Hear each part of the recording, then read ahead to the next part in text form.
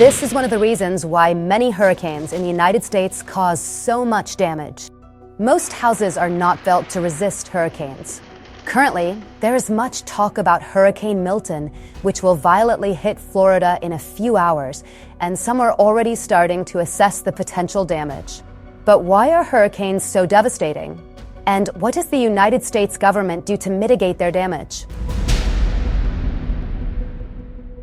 Ciao ragazzi, this video was written and filmed in Italian by our team of scientists, storytellers and video makers, manually translated into English but dubbed with artificial intelligence. Long live culture, and let's go back to the video. Just 2 weeks after Hurricane Helene, the most violent ever to hit the western coast of Florida, causing 230 casualties and significant damage, the same region is indeed facing a new natural disaster, Hurricane Milton, which is forecasted to be even more devastating than Helene.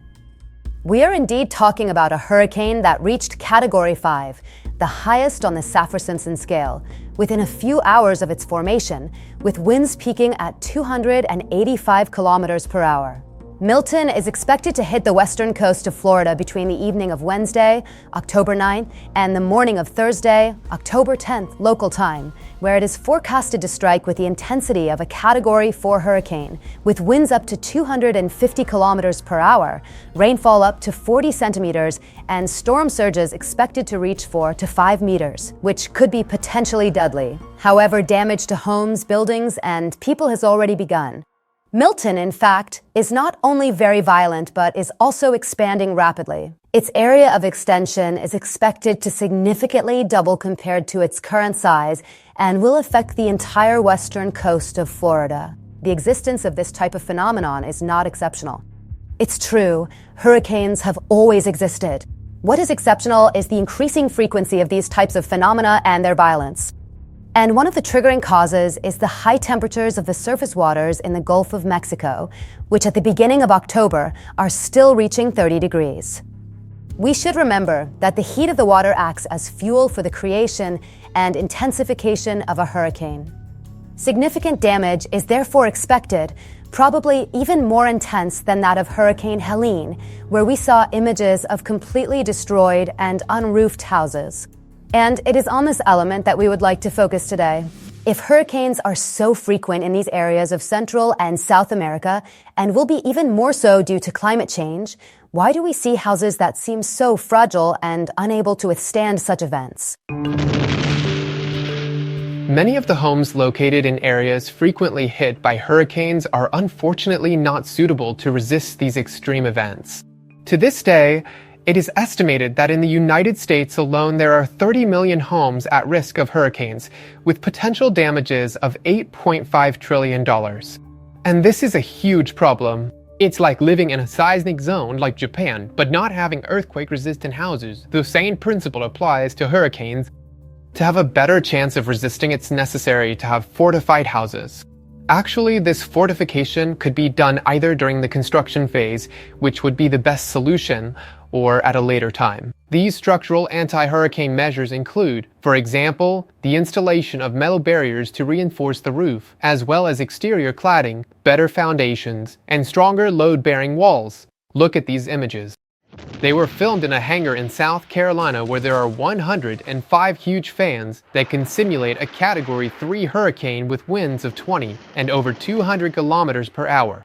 It is clear how essential having a reinforced structure is to increase the chances of survival, but in the event of a hurricane, it's not just the strength of the wind that matters. There are often storm surges as well, so it is advisable to install airtight fixtures to minimize the amount of water entering the house.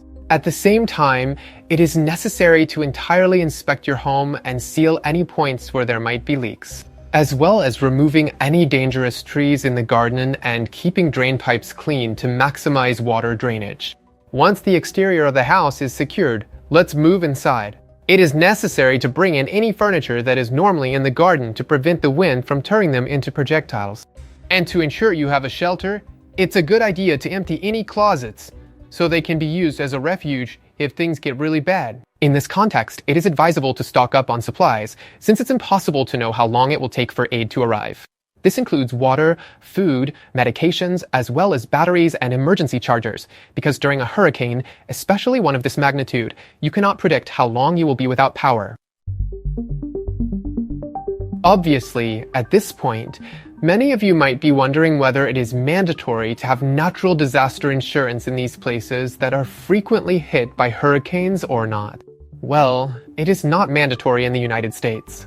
In fact, many basic home insurance policies do not include this type of coverage. For this reason, FEMA, the Federal Emergency Management Agency, has made supplemental insurance packages available to allow those who wish to protect themselves even in the event of catastrophic events like these. To get an idea of the price, according to their website, it's around $400 per year. Obviously, what I have explained so far is valid for hurricanes whose power is within a certain range, but unfortunately, if their predicted force is extremely high like Milton, well, the only thing left to do is to ensure the safety of the citizens and evacuate them. In extreme cases, the government can issue an order to evacuate the most at-risk areas. But how can a citizen know if they're in a risk area?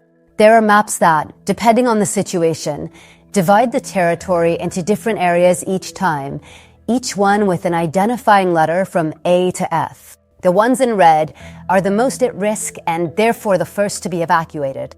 Obviously, in this case, the situation is quite complex since just 2 weeks ago Hurricane Helene already hit the area hard.